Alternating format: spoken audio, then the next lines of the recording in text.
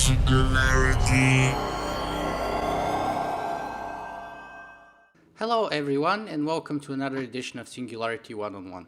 Singularity One-on-One is a regular podcast feature of Singularity weblog, where you can go and listen to it or download it in full. Before we begin our show today, I would like to remind our regular viewers and listeners that if you guys all enjoy the show, feel free to express your support in one of two ways. Number one, it will be very appreciated if you take a minute and write a very brief review on iTunes for the show.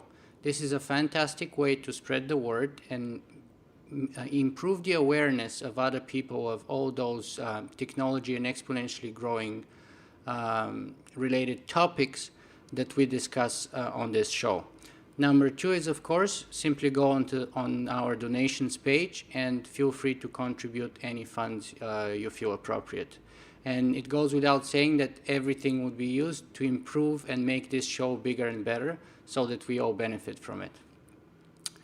So now that we have this out of the way, let me welcome our guest on the show today, John Smart. Welcome, John. Thank you, Nicola. It's wonderful to be here. I've thought about getting on your show for a while, and thanks for inviting me. Oh, it's my pleasure. I've been thinking about getting you and inviting you on the show for a while myself, too. So for those of our viewers and listeners who are not familiar with John, John Smart is a technology foresight educator and a scholar in global processes of evolution, development, and accelerating change. He's a president of the Acceleration Studies Foundation and professor and program champion for the Emerging Technologies Master's Program at the University of Advanced Technology in Tempe, Arizona. He's also an advisor in the Future Studies and Forecasting program at Singularity University, where I actually got to meet John, even though very briefly, last summer when I was there. So did I miss anything important? I know you have a very diverse background with a wide spectrum of personal and professional interests. So what would you like to add? The only thing that I would add to that, Nicola, is a group of us in the Foresight community who run the Foresight University's master's programs, of which, as you say, I'm running one of them in Arizona. And it's an online program, so I run it from Mountain View, in California, where I live. And we decided to get together and try and support the Foresight students better at these 22 programs that exist around the world where you can get a master's or a PhD in Foresight. And also the certificate programs. There's about 10 really good certificate programs, and Singularity University, of course, is the number one, I would say, of all the Foresight certificate programs you can take. Certainly the most highest quality students coming in, the biggest aspirations, and of course it's got Ray and Peter behind it, so it's a wonderful program. So what Foresight Education and Research Network, does is we try and help students who graduate with degrees and certificates from these programs get better Foresight jobs, improve the Foresight careers. So we're building a network of all of the database of all of the places where that hire people with Foresight backgrounds, and there's a lot of what I call Foresight by other names going on: strategic planning, trend analysis, prediction markets, scenarios, risk management. There's a number of modeling. There's a number of different things people do that really they all fall under Foresight. And the people that do it aren't necessarily called Foresight professionals. So we want to raise the quality of Foresight education by networking up the students of all these programs. We currently have a LinkedIn group, a Fern LinkedIn group, and we're planning a conference. It's going to be called Foresight Careers. And basically it's a way for Foresight grads to speed date with all these potential employers, get good internships, find out what the companies are looking for, and then start to tailor their experience more toward what the companies need. That's fantastic for our viewers and listeners. I think that's a very valuable information and a potentially super valuable resource. And actually, it could be very important for me personally because I still haven't managed to turn the blog into a business or in a financially self-sustaining venture. And of course, I have goals and plans and ideas how I'm to accomplish that within by the end of the year, hopefully. But Nice. I might actually need to To the investigate that conference. myself. Yes. Well, if you go to FernWeb, Fern, like the plant, web.org, you'll see our website and the list of the projects we have there. A publications community is one, try and help people get published in more journals so that they're more easily discovered. Resources to help people make money speaking about foresight, writing, blogging, of course, working in companies. So the idea is to create a network that really supports professionalism in the space, starting with the students, because you guys have just been through this program, and or many of you are still in these programs, and you know you're seeing and reading and thinking about so much stuff. The really important thing is having a strategy that works, right? Yeah, absolutely. Yes, absolutely. And because we're so sort of advanced in our area of interest, it's a very new field. It's very hard to apply it. At least for me, I find it. You know, I've been actually blogging and doing the podcast for over 2 years now, maybe 2.5 years, and I've met some of the most incredible people in the world, both on the podcast and at Singularity University. I've learned really incredible things that have changed my mind and my life and my perspective on the universe, if you will. But so far, I am failing to find a way to really take it to the professional level in the sense that it generates revenue.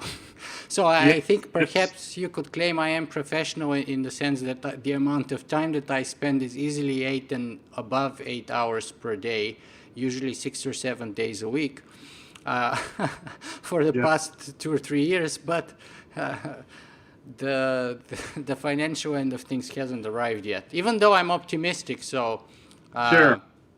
Well, so you see, I got a bunch of books here in my library. In fact, um, I share this library with the Singularity students every year. I truck it over at the beginning of the graduate studies program because it's a futurist library of, I don't know, maybe 3,000 books that I consider particularly valuable for thinking about and the future and empowering your personal future. And so I might get up and grab a few during our conversation here. sure. One I'm going to mention is called Creating Better Futures. Or sorry, Creating Your Future by Morrissey. Now, this is probably the best book on personal strategic planning and personal foresight that I've seen. There's a website run by a colleague called personalfutures.net. And if you go to personalfutures.net, you'll see Vern Wheelwright's recommendations for the best books, which includes Morrissey's Creating Your Future, and which is quite old. I think it's 15 years old, but clearly head and shoulders, in my opinion, above all the others. I see. And then Vern has several of his own free ebooks and other things available on the website. So, Nicola, I think part of it comes down to if we have clear vision and if we have a strategy that works and we're motivated to execute that strategy, we get what we want. We have to measure it. We have to envision the thing that's going to be the fit best with our passions and our talents. And then we have to describe ourselves in a way that is most understandable to other people with relation to the problems that they're trying to solve. Yeah. So if you think about the need for foresight, you should start with the need for planning. Everyone wants to have a plan. Right? You want to get through you get through the future. You get through your life much better by having a plan and knowing where you're going. Businesses that do strategic planning survive a lot longer after 5 years. There was a nice study on that. And you also want to plan light and plan often. So you don't want to do a plan once a year that goes on the shelf that takes, 2 months to make. Mm-hmm. You want to plan at least once a quarter. And you want to do it over, a day or, at most a weekend. And if you think, okay, I need a plan, well, if you need a plan, you also need to know what things are predictable. Futurists like to talk about the predictable, the futures that we discover that are built into the universe, like the laws of physics, right? Or the laws of social change, or technology acceleration, or Moore's law. These are things we discover, and they look pretty predictable. They look like they're built into the way the system works. Then there's things that we create, Mm-hmm. which are very unpredictable. We're all trying our entrepreneurial efforts, right? And Yep. then there's the things that we manage, which is really a blend in the middle of creating and predicting, isn't it? And so if you're building your personal plan, you need to have a little bit at the front end of that of discovery of the things, the tidal waves that are coming at you, whether you want them or not. Mm-hmm. That is the prediction side of futures. And so that's trend analysis and technical intelligence. Who's doing what, in what labs, what works, what's hype. We've got some nice books here on technical intelligence. Yeah. I think this is my favorite, Keeping Abreast of Science and Technology. Technical Intelligence is the subtitle, and there's people that are specialists in this. And if you hire those people to give you inputs to your plans, you're going to know what's coming at you. And then on the front end, so you've got planning. On the front end, we've got forecasting and predictable futures. And then on the front end of that, we've got alternative futures. And that's the other part of foresight. What could happen? So let's generate some scenarios. Yeah. Let's brainstorm. Let's do some visioning. What could hit us?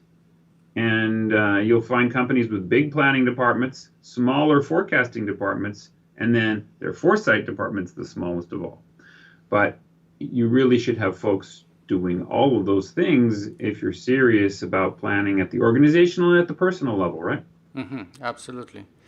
John, that was all very, very valuable information, not only for our viewers and listeners, but also very much to me personally. So I appreciate that. But I'd like to sort of relaunch our discussion by going a little bit further back in time and starting and focusing things on you. So let me ask you this. How was it and why was it that you got interested in futurism and technology? And which one was first?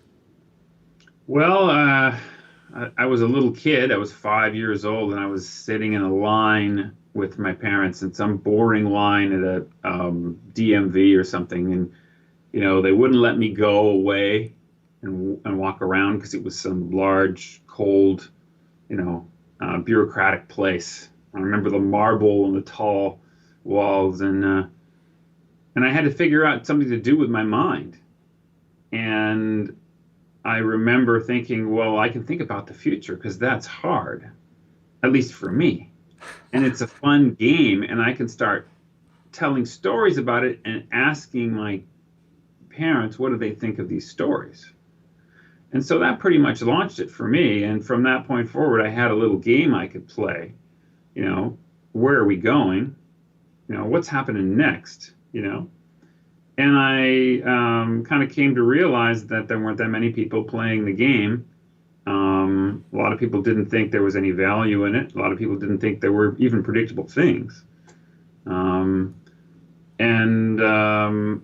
didn't make it my career. I went into business, got a bachelor's degree from Berkeley, and then went into got a second bachelor's almost. I did what's called post-baccalaureate studies for 2 years, 2.5 years at University California, San Diego in molecular biology, a number of other basic sciences. And then I went and started a test prep business called Hyperlearning.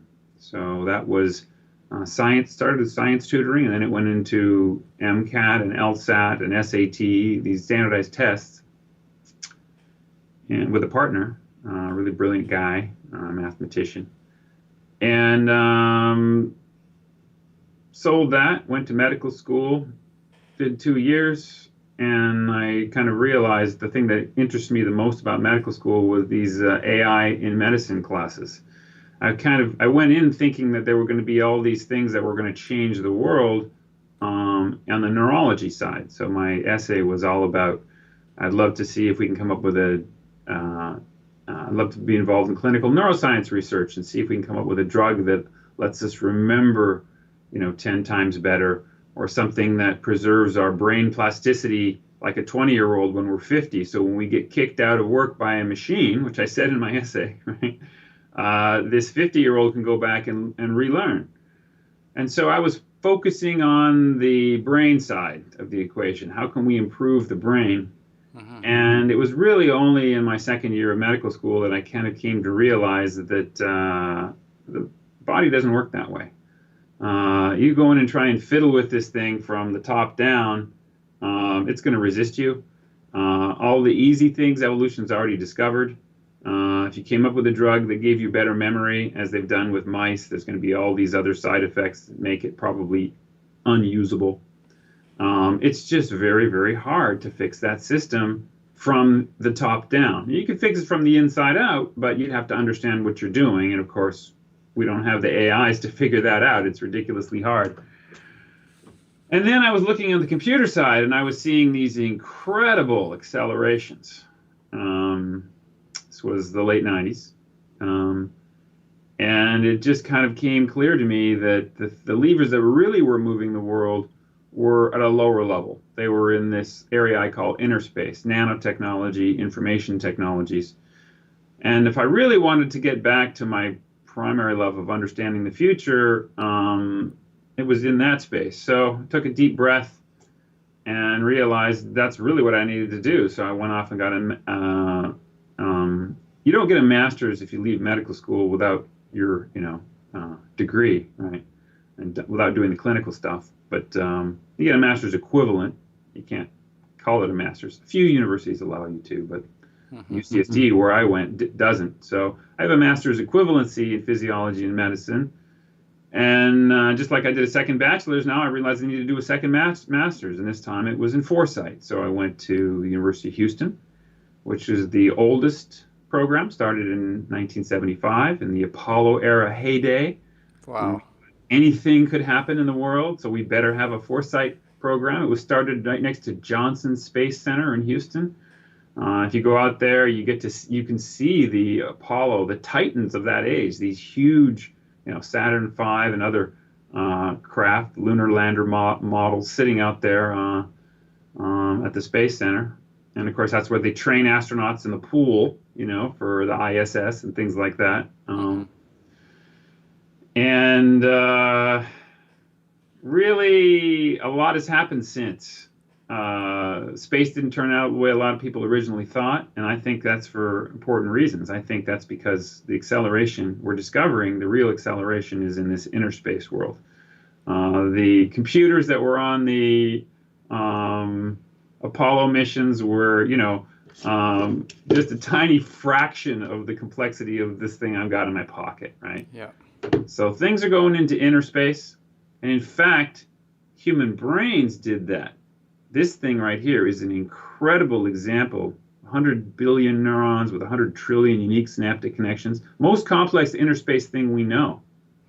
But we're diving down and we're going to create something that rivals and surpasses that in the technology space. So that's the story that I realized I needed to try and tell better. And then when I got into the profession and got my degree, I started to realize, well, the classes that are being taught, they're really not what I would call accel-aware, acceleration aware. They're not recognizing enough just how fast things are going.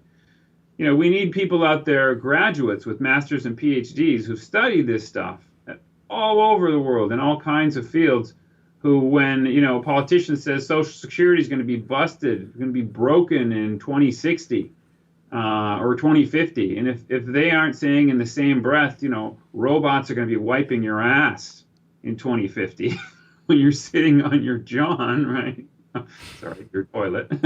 If they aren't recognizing the level of automation and productivity the natural, what Bob Solow calls technical productivity of the machines themselves in that world, well, all of their foresight models aren't Accelaware. They're not getting the big picture. And as you, I'm sure, know, we spend maybe $3 billion a year on basic information technology R&D through the I forget the name of, I think it's called NITRD is the name of the office that the U.S. channels most of its basic science for infotech R&D money. And the National Nanotech Initiative, on the nanotech side, we spend, again, about $2 billion a year. These are pittances. If nanotech and infotech are the primary drivers of our acceleration to inner space, like I've written, then we aren't getting it. The China, which has a GDP 1/5 the United States, as of last year, is spending more money on basic nanotech R&D than the United States. And there's something wrong with that. Our politicians, you could say, oh, well, that's because, the Chinese have engineers running their country, not a fair comparison. Well, back in the 60s and 50s, we had a whole lot of engineers and technical advisors who were being taken seriously by government. But if you, as a futurist, you have to look, what are the big changes that affect everything, and what's happened in the U.S. in the last 50 years. So let me stop you here for a second, and let me ask you this, though. Has kept us from going in a direction where we recognize it, where we keep our engineers at the level that we did in the 50s. Mm-hmm. It's a fascinating story, John, and I want to ask you, so you've mentioned that the classes and courses that are currently being taught are, in your opinion, not Accelaware. Well, they weren't enough, so we decided to create this organization to share curriculum, right, and get the students and the educators meeting each other on a regular basis. So is that organization that you're referring to FERN, the Foresight for Education and Research Network? Research Network. And where does the Acceleration Studies Foundation fit in within that scheme? So FERN, so ASF is sponsoring FERN and a global directory of foresight resources called globalforesight.org that lists people and organizations and resources that you should know about in the space, conferences, things like that. And we sponsor a few other projects. So we're a foundation. We have a small amount of money in an endowment, not enough to hire a full-time person if something happened to me. So I would love to be able to grow that.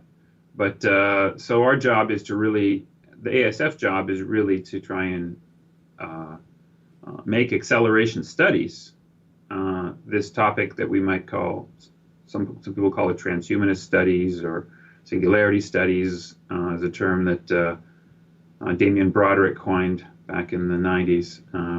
I think acceleration studies is probably the most general term for it. So that's the term we decided to use back in 2003. And we want to see, within 20 years, I'd love to see PhDs in acceleration studies.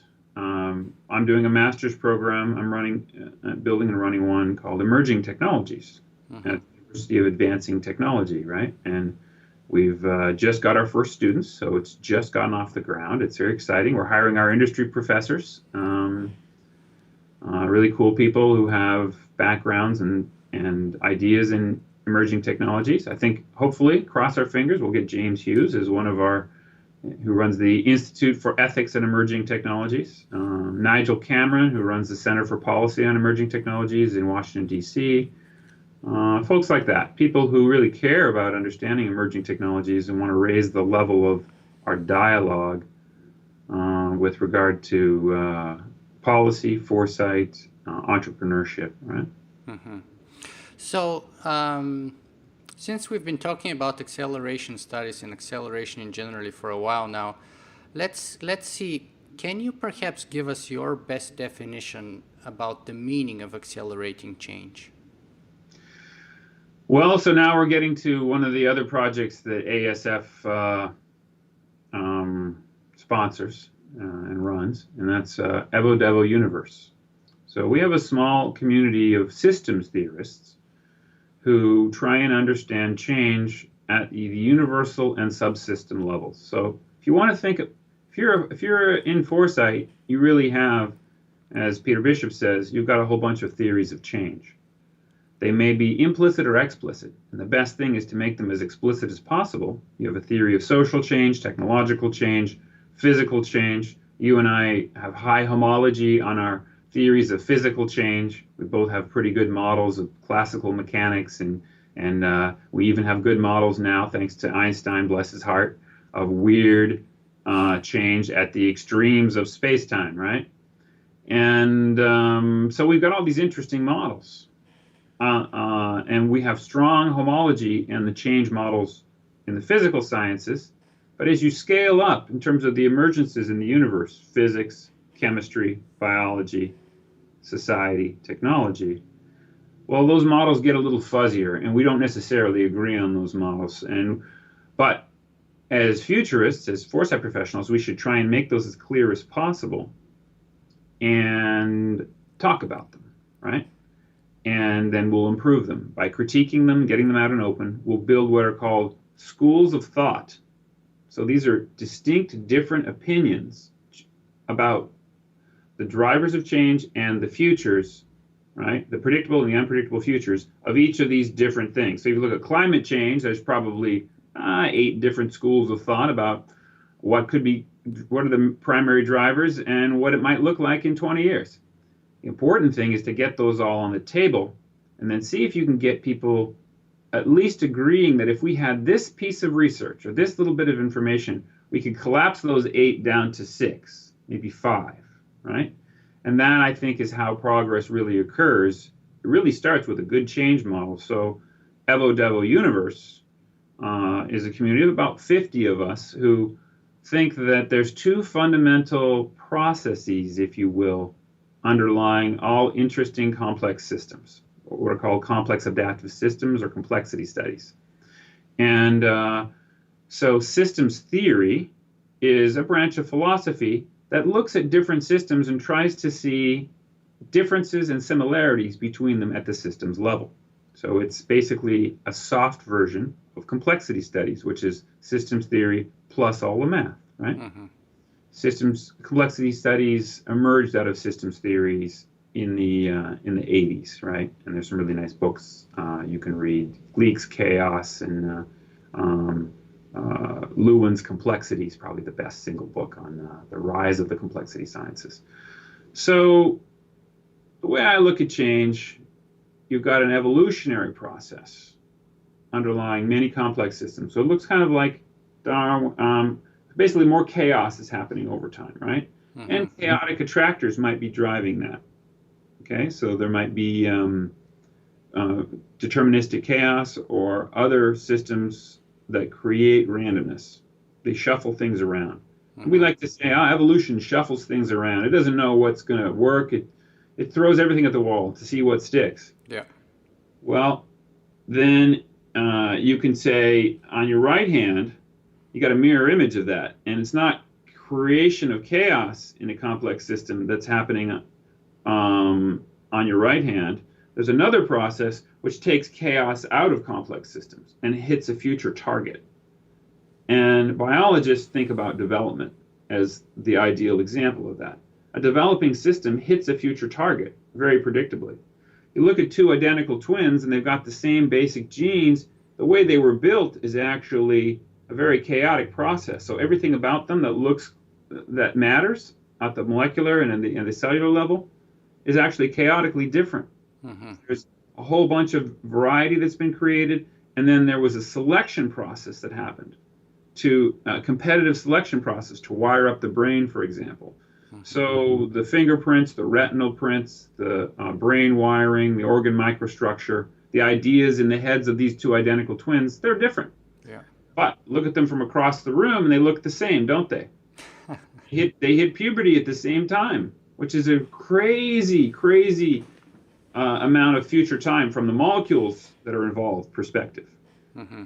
If you separate them at birth, they're 60% psychologically correlated. They both go out and buy the big red trucks and the weird swing in the backyard because they've got all these attractors that are taking the chaos out of the system. So the question is, we can talk about stars that replicate to create more and more complex stars. Population 3, 2, 1 eventually led to our solar system type stars. Mm-hmm. Talk about replicating molecules that eventually led to a special type of molecule that chases its own tail with this Krebs cycle, and we get cells. Talk about replicating cells. We can talk about replicating multicellular organisms like us. We can talk about replicating ideas in brains. We can talk about replicating technologies that are always competing, trying to become the next great thing, right? Mm-hmm. Can we talk about similarities between them all that involve these evolutionary variety generation processes and these optimization processes that hit a future target? So if you remember in science class, we talked a lot about variation. We talked a lot about selection. I'm sorry, evolution, our evolutionary studies classes in college. Variation and selection, we don't talk very much about optimization. Unless you're talking about development, you don't talk about optimization. Mm-hmm.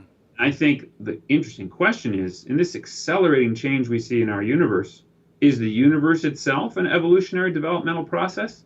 If it is, then it's going to be creating lots of different variety and all these different civilizations that are all separated apart.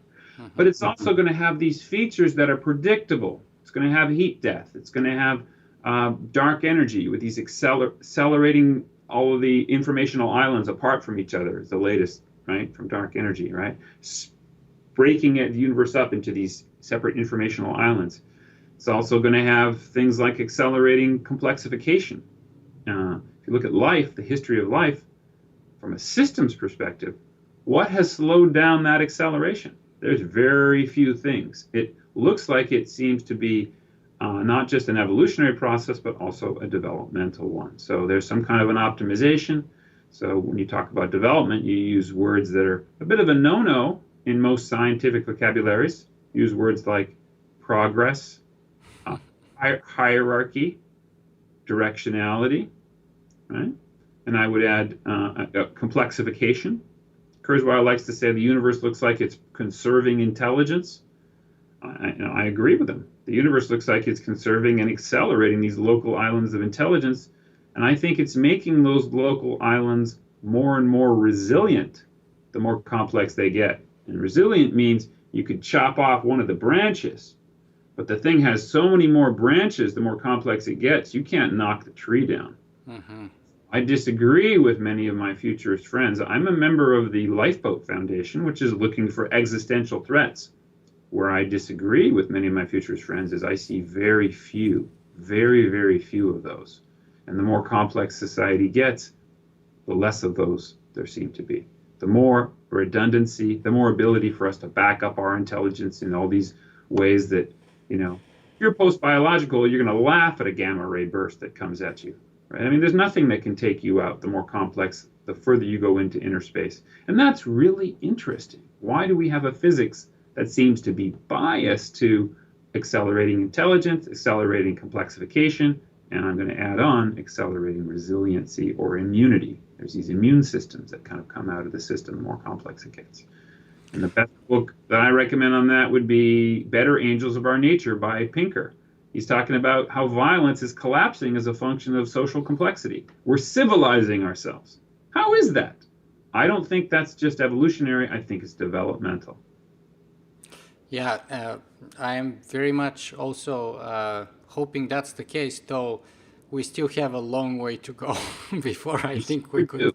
We sure do. And I'm not saying that we won't have lots of catastrophes and pain along the way. Yeah. I think we have a huge moral responsibility to minimize the catastrophes and pain. Mm-hmm. So to take an old trope, if the old futurist trope, if Hitler had won World War II and eventually end up conquering the world, we still would have had the singularity, and it would have gotten completely outside of his and all other human control, and it'll develop its own set of ethics. But would we want that kind of a transition to greater than human intelligence? No, right? Virtually everyone on the planet would think of that as a horrific transition. So there's certain things that certain destinies that seem to be developmental, but the evolutionary pathway we take is fully within our control and our moral responsibility. That's a very optimistic sort of way of looking at things, and I really enjoy it.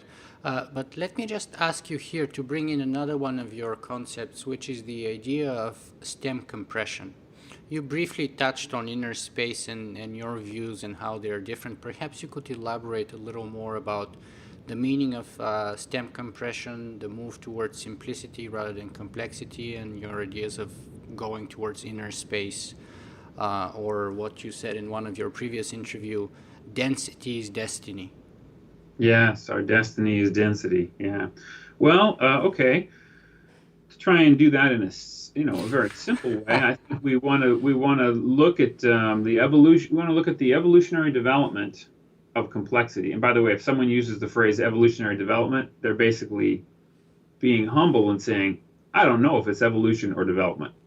And you'll see a few really wonderful books out there written by some smart people who they hedge their bets. So is it evolution? Is it this tree-like variation generating and selectionist process? Is it development, this tuned process that's hitting a future target? Or is it a mix of the two? In your body, you've only got maybe 3% of your genes are developmental, and the rest are all, they're going to hit that future target, right? The so-called developmental genetic toolkit.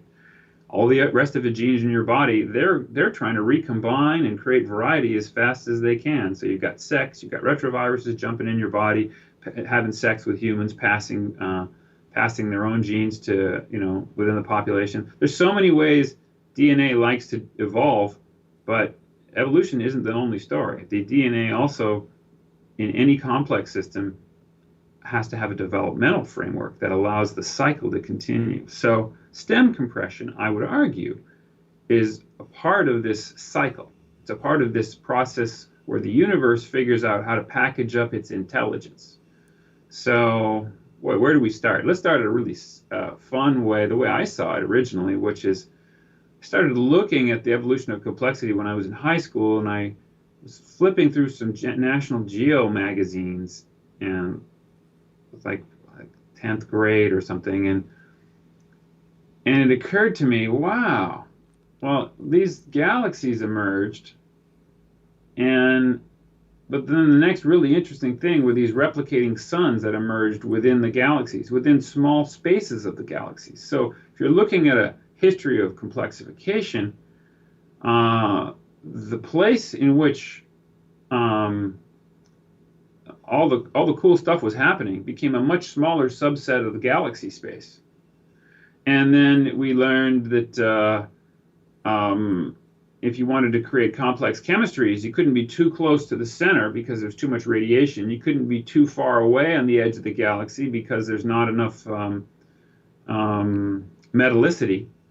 So there's this what was later described as the galactic habitable zone, which is this kind of narrow ring around each of these galaxies out there, where all the interesting complex chemical activities are going to be occurring. Now, I've oversimplified. There's intermolecular clouds that also have this really interesting chemical evolution going on earlier on. But if you want to add on top of that chemical evolution, these hydrological and geological cycles, things like plate tectonics, it recycles the carbon, these water nitrogen cycles. Well, you got to have these special planets with liquid water that are now we notice they're around these special stars, these population 1 stars that have been building out the periodic table through all these replications.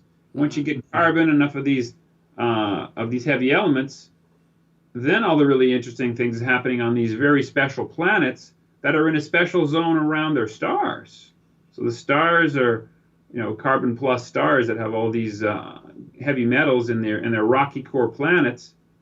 And now it's this very special space on the surface of these planets where all the interesting stuff is happening. And then you get these replicating bacteria, right, your first cells, and those guys are going miles deep into the crust, the autolithotrophic bacteria. They're probably, as spores, skipping out onto all of these local planets. So bacteria have probably been vastly farther range than I believe flesh and blood humans are ever going to go. And so then the really interesting, but we went out there and we could come back. They couldn't do that. So there's some advantages to intelligence. But then the humans come out and we go out of Africa and you go, aha, John, that's going the wrong way. Humans went out from one place. Yeah, that's true, but and it's what I call the next adjacent expansion. So we expanded into the next adjacent space, which is this special subset of the humans of the living space that was particularly habitable to humans. And we think of this as the grand era of discovery, but we're really just colonizing a tiny piece of the space that all these living things did before us. And then we develop, what do? Cities. Look at these points of light, these 500 points of light that are now the leading edge of change on the planet. As Glazer in Triumph of the City says, 3% of Americans living in 97% of Americans living in 3% of its space, right? We want to get together, huddle together, and create the next level of complexity, which are these special technologies that we're using to connect each other and to compute and to externalize, as Vinci would say, our cognition into them. And if you look at that, you don't even have to think about big computers going to little tiny ones, but that's another part of it. What you really see is you think, wait a minute, this acceleration seems to be kind of driven by intelligence figuring out how to use less slices of space-time and smaller quantities of matter energy. And wherever it can figure out how to do that using less and more efficiently, so efficiency and density both go up, the next level of emergence occurs. And so I called this space-time energy matter efficiency and space-time energy matter density trend that we see. You put the two together and I call that STEM compression because it's a nice general term we can use. In our heads, we think, yeah, everything is kind of compressing itself. And if you take that to the extreme, as I've done in my paper, Evo Devo Universe, with a question mark after it, because these are speculations, of course, a black hole is the extreme. And Seth Lloyd in 2000 said that's the ultimate computer. That's the most efficient, most advanced computer we can imagine, is something that's computing on the surface of the event horizon of a black hole. And that's weird, because there's trillions of black holes in our universe, maybe hundreds of trillions. So does that mean that some of those are advanced civilizations? Does that mean that that's where we go? Or do we maybe go into hyperspace, maybe not to a black hole, we just kind of leave our universe? We just get so small. And would that be a possible solution to Fermi's paradox? And I thought about that for a moment and I realized, well, that would only be a solution if there was some reason why you wouldn't want to send out all the cool information that you learned on your way into the hole. And that's when it kind of popped into my head and I realized, well, sure, life doesn't do that. Life doesn't send out one-way information, and wherever it does, it reduces the complexity of the system. Life always uses two-way information for evolutionary complexity construction. We only send out one-way messages for developmental processes, where we're setting the price of beets in Siberia from Moscow. That's one-way developmental control. Well, what happened to that versus the two-way market setting the price of beets locally? Those systems just get weeded out. What happened to all the monocultures in crops that led to the Irish potato famine, or the colony collapse disorder we're having in bees now because there's only a few variety of monoculture bees? Whenever we create these monocultures, these clonal systems, and we take the variation out of the system, it's ripe for catastrophe. So I believe there's ethical injunctions that are going to keep advanced civilizations from sending out one-way messages, because if they're all going down their own little holes and they're all going to meet each other immediately afterward, right? Which there's lots of arguments, wormholes, we go into them all for how that might happen. If the physics turn out to be like that, then we wouldn't send out these one-way messages. We'd only have two-way communications. And if there's light years of distance between all the intelligent civilizations, as you can well imagine, you only get a few of those back and forth before you go down into your inner space world, right? So I published a paper called The Transcension Hypothesis in Acta Astronautica last year, which basically makes these arguments that We don't know, but it looks like one really interesting argument for why we don't get advanced intelligence going and doing expansion, which was the original idea. Maybe it goes to transcension. How old is that original idea? Because it seems to me that it is kind of really the opposite of what people such as Carl Sagan were talking about. I It mean, is. he was arguing that our destiny is to basically conquer the universe via the space program and so on. Yeah. And you're arguing for the exact opposite. Yes. So how old is the idea, and why did people such as Carl Sagan seem to have missed that idea if it was present at their time? It wasn't present that I know of. Yeah. I hate to say that I coined it because I don't know that I did. But I haven't been able to find anybody else out there who states it in a very complex way, even simple ways. I found a few people. Turns out David Pierce and I kind of came to the idea independently. He's an interesting transhumanist that you may have interviewed. Great guy. Not yet. And pardon? Okay. And John Barrow came independently to something. He calls it the Barrow scale, rather than wonderful, physicist, science writer, philosopher. You've heard of the Kardashev scale, which is the idea that we have increasing outer expansionist kind of use of energy. Well, if this energy efficiency and density goes up, that's all out the window. And so you need a different scale for really trying to figure out, crudely measure level of complexity of a civilization. And the Barrow scale is how small down can you manipulate matter, energy, space, and time? How close to the Planck scale can you get? And in his book, Impossibility, The Limits of Science, he lays out the Barrow scale. And my colleague Clement Vidal at the Abu Dhabi Universe community, one of the 50 scholars that I mentioned, the co-founder with me of the community, he found it maybe 5 years ago. We found it in Impossibility, which I had on my shelf. I just hadn't read it deeply enough to find the Barrow scale. So now Clement and I basically champion the Barrow scale. Whenever anybody talks about Kardashev, we say, poof, here's the real scale. Take a look. How far we can manipulate the matter. And it's not just that creates the acceleration of complexity. That creates the resiliency too. We become badass, indestructible seeds, if you will, packaging up all the interesting information. Now notice how I went to this biological phrase, seed. Are all these accelerating intelligences basically packaging up all the things they've learned evolutionarily? Like when you and I create a new child, we try and package all of our best ideas into the child, or when a plant creates a seed? Is that really what's going on here? Is all this acceleration kind of a lead up to replication?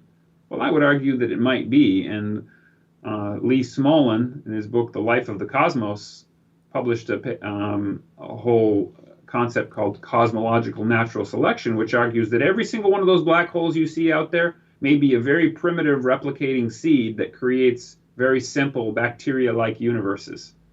And so black holes themselves may be these devices that reassort the parameters, the fundamental physical parameters that create the new universe. And so a special subclass of those could be black holes that have used a little bit of intelligence on their way in to reorganize the parameters. Now, I'm not talking about a world like biocosm, which my colleague James Gardner has talked about, where our universe may have been engineered by previous intelligences. I'm talking about something different. I'm saying there's similarities, and I love James, and he's got some brilliant insights in that book, but what I'm arguing is there may be a bunch of genes that drive this replication, and any intelligence that emerges within it has as much ability to mess with those genes as you and I have to mess with our own developmental genes. At every particular level, the developmental toolkit changes a tiny bit, but not much. Mostly what you and I have ability to change is the things that we do, our evolutionary choices, the evolutionary nature of our environment.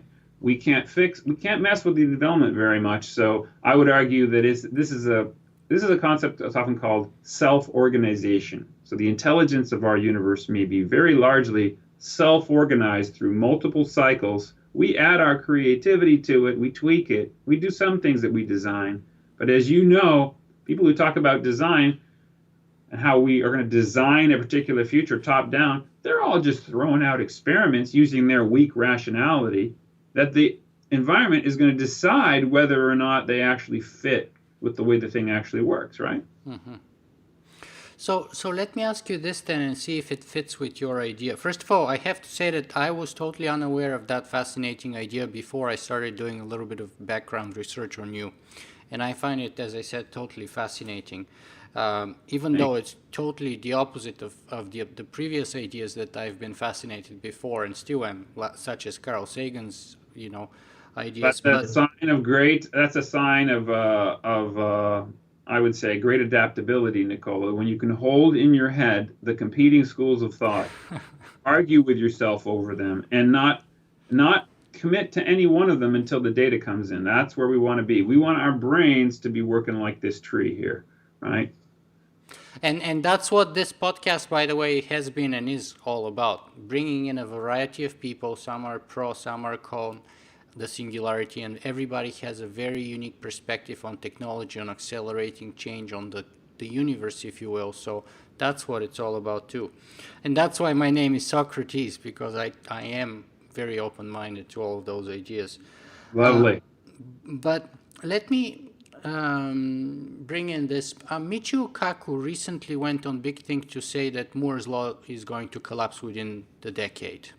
Okay. Simply because, and I actually just posted his 7-minute video on singularityweblog.com, and he talks there about how, we're reaching the limits of silicon, but also we're reaching the limits of physics as described by the laws of physics and thermodynamics, and how, for example, the smaller we get, the bigger problem we have with issues such as leakage or heat. And how, for example, once you get to the really small level, which we are going to reach within a decade, you start having problems such as the Heisenberg principle for an uncertainty, according to which you don't know where that electron or that particle is located. Mm-hmm. So my question to you is this. How is that impact, or does it impact on your theory of inner space? And sort of, yours sounds almost like an infinite density, meaning infinitely able to zoom it in. Oh, it's not infinite. No, we know physics tells us there's a Planck scale. But still we're very far away. Above it right now. We're quite a long ways away from it. But precisely my point. So from that point of view, I say infinite, because we're very far away from it. Yes, we're also accelerating in our ability to jump into these lower scales. So from one perspective, so there's been a couple of good papers by Lawrence Krauss and I think it might have been Seth Lloyd who did the other paper that argued how long could this, if Moore's law is a universal type of a process, how long could this exponentiation continue before we get to fundamental limits? And they both came up with something in the order of hundreds of years, I think 250 to 600 years from now. Precisely, yeah. That's why I'm so shocked when Michio Kaku goes on the record to say something so different. Well, I don't think that he necessarily is. Michio is he's an entertainer. He loves to be a provocateur and get you thinking, and I think he's right. If you frame the problem in certain ways, he is right. We're already hitting all of these limits in terms of miniaturization on the chips. That's why we've gone to multi-core chips, because the laptop would cook your lap. It'd be too hot. So we've built these multi-core chips, but we don't know how to program for them, because they're parallel.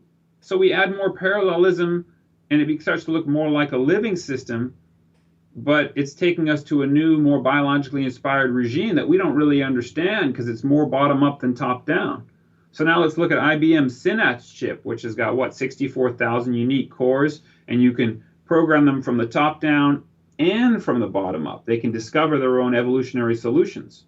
Well, that's the kind of system that can now scale in its own Moore's law and double. You can double and double and double every 6 months or 18 months the number of chips that you have in a massively parallel, evolvable hardware system. And guess what? You couldn't do that while the chips were in their magic shrinking game. So, amen, Michio. Thank you. Let's hope that Moore's law, as he's describing it, stops within 10 years. I wish it would stop this year, because only then does it become economically possible for massively parallel, biologically inspired machines to emerge. A guy named Danny Hillis tried to create one in 1984, 64,000 processors, the connection machine. It was obsolete by the time he built it. That's no longer true when chips stop their magic shrinking game. Now we have to do the harder work of emulating biology, create these systems that figure out their own solutions from the bottom up. There's 30 to 40,000 people that go to the genetic engineering, GECCO, the GECCO conference, Genetic and Evolutionary Computation Conference. 30,000 people that try and program in this bottom-up way. If I'm right, when these chips finish their magic shrinking game, we're going to see millions of people programming this way. You want a singularity to emerge? I want you to imagine a block-sized computer built of evolvable hardware, and there's flocks of graduate students playing with this thing, looking for interesting emergences, and they're not programming it. This thing is building itself from the bottom up and trying things out. And something works a little better than others, you reconfigure it. You reconfigure the other ones to become more like that one, and then you reconfigurable logic. You just do it through the electrons, and then you shuffle the parameters. Those things are still millions-fold faster than this thing, aren't they? I don't need to worry about Heisenberg uncertainty. My brain has figured out how to create all this computation on a level much above that, and deal with it, and to do it even with the problems of Heisenberg uncertainty. Well, we're going to do that in this electronic space just as well. And will we get down into that femto technology space? Was it just 2 weeks ago that humans, fat-fingered 20th century primates here, right, communicated through solid Earth with neutrinos? Yeah. What? What? Was it just last month that we figured out how to isolate quantum computation at the macro scale with these entangled quantum dots? For the first time, the noise problem went away, right? What? It may not be humans that figure out how to create massive quantum computers, but someone's going to. And I think the killer app for those is already obvious. If you talk to anybody who's deep in quantum computing, the killer app for quantum computing is simulating quantum processes. It's creating this is how you solve the protein folding problem of creating, in finite time, understanding how all these things work at the molecular scale, right? The molecular dynamics. Well, you do it all in quantum computing. And is that going to allow us to discover room temperature superconductivity or any of these other juicy nuggets that are sitting out there waiting for some serious computation to be thrown at them? Absolutely.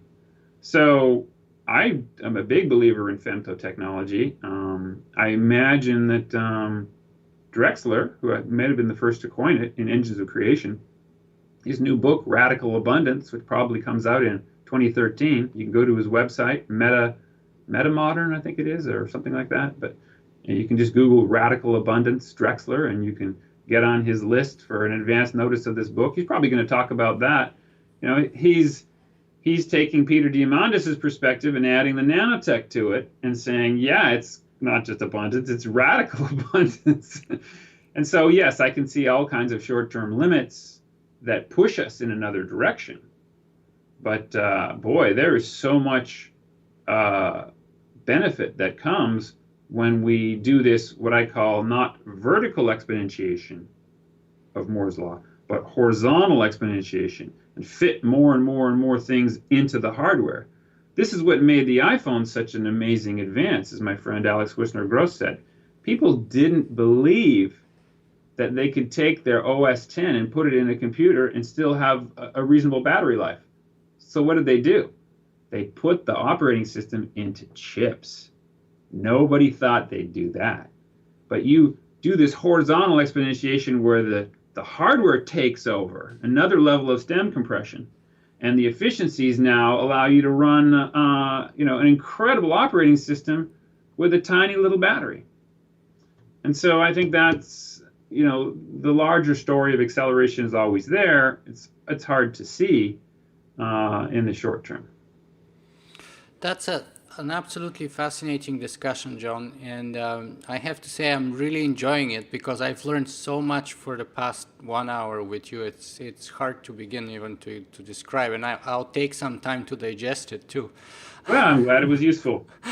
But it's I'll have to been do another one sometime. absolutely, yes. It's been almost an hour since we began, so we would perhaps reconvene at a later point. Let me ask you my last two questions that I always ask before we close the interviews. And the first one is, where can people go and find more about you and your work? Well, let's see. I have a YouTube channel now. I think it's John M. Smart. And I've got 38 subscribers. I'd love you to be the 39th. So I'm posting my videos there. And you can find it through my blog, eversmarterworld.com. That's a wonderful phrase my friend Alex Lightman coined back in the early 2000s. And I agree. This world's just becoming smarter and smarter, and it's not going to slow down. So eversmarterworld.com is my blog, and my Twitter and Google Plus, where I spend most of my social networking short posts, and my YouTube channel are all linkable through that. So I would go to eversmarterworld.com and maybe become one of my followers on my blog too. I think I've got 6 followers there.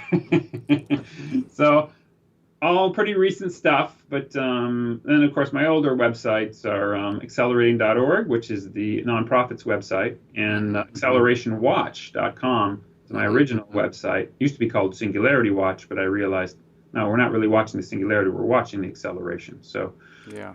you can find some general thoughts about the singularity there. It might be useful to you.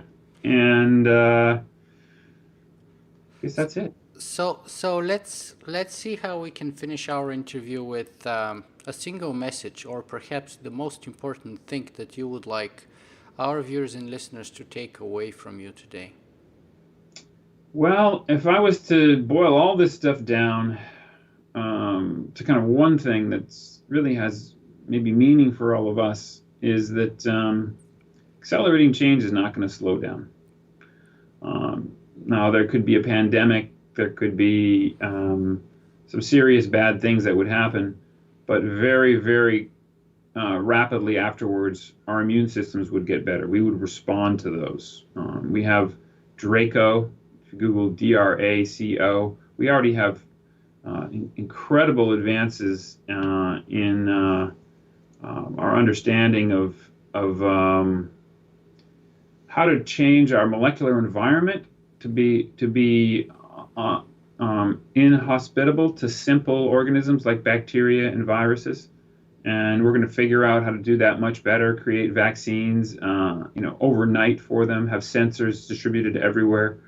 We haven't done it because we just aren't planning enough. We aren't thinking in enough foresighted way, but get a few more of these micro pandemics going and you're going to see that happen. So all the bad things that you think could happen, we have incredible solutions for them out there. As Peter says, we're going to solve global energy, global food, global water, global population. We've got all these technological solutions. The question is, are we going to do it when we see the light in advance proactively, or are we going to change only when we feel the heat and the pain? And that's the real choice. So the world is getting better at a much faster rate. There's all these amazing examples of good strategies out there. If you start networking with other people that are talking about those, you can find them, you can start to more effectively use them. You can get away from this reactionist model of, the world's going to hell in a handbasket, I can't do anything about it. You can start talking about the things that you can create. You and I can be digital activists, and we can recognize how fast this stuff is going and get excited about it. We can get other people using the smallest and best stuff. I've got a an Ultrabook here, right? This is basically an iPad in weight, but it's got a laptop. Or sorry, it's got a full keyboard. Yeah. We buy these things. Why? Because that's going to make them smarter and faster, rather than putting off the decision as, oh, I don't need one of those. Well, yeah, I want one of these things small enough that I can wear. When Google Glasses come out in December, cross our fingers, you can be one of the first guys to get those. You want these things small as possible, built in, wearable. You want the ambient intelligence around you, because that's the cage, that's the environment in which all the acceleration occurs. And when we start to recognize that, we can start pushing for the kinds of changes on a moment-by-moment basis, the choices that we make that will create that kind of a future. John Smart, thank you very much for being with us today. Thank you, Nicola.